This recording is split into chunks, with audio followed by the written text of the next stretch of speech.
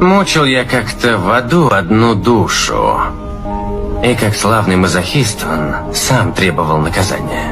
«Жги меня, морозь меня, режь меня». Я так и делал. И это длилось веками. Пока однажды я не пропустил ежедневное наказание.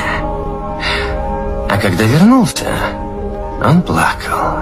«Прошу, мой король», — сказал он, — «больше не забывайте обо мне. Обещаю, я буду хорошим».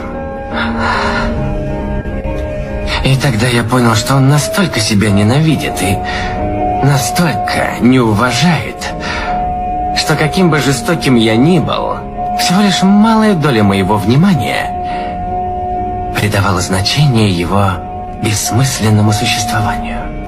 Зачем ты мне это рассказал? Он напомнил мне тебя.